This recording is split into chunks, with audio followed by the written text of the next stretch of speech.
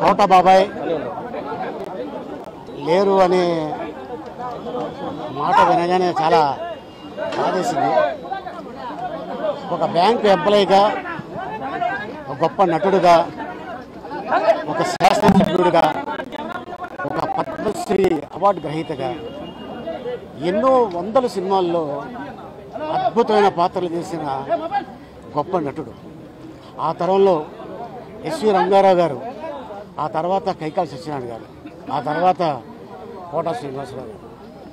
కోట బాబాయ్ నేను దాదాపు 200 సినిమాలు పైన కాంబినేషన్ చేసి ఉంటాం.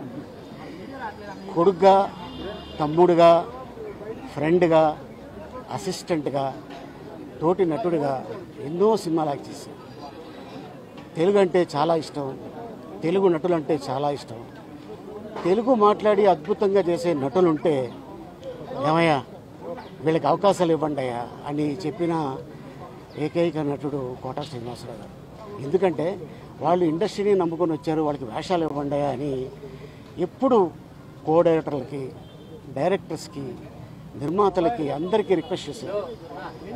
అటువంటి అద్భుతమైన నటుడు ఈరోజు మన మధ్యన లేరు అనే వార్త తట్టుకోలేకపోతున్నా. ఎందుకంటే దాదాపు 35 సంవత్సరాల నుంచి మా అనుబంధం.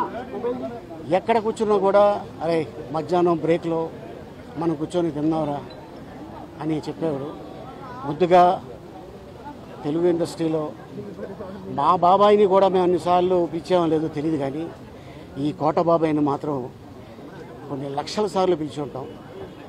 సో వారి కుటుంబానికి నా ప్రగాఢ సానుభూతి తెలుపుతున్నాను. Thank you.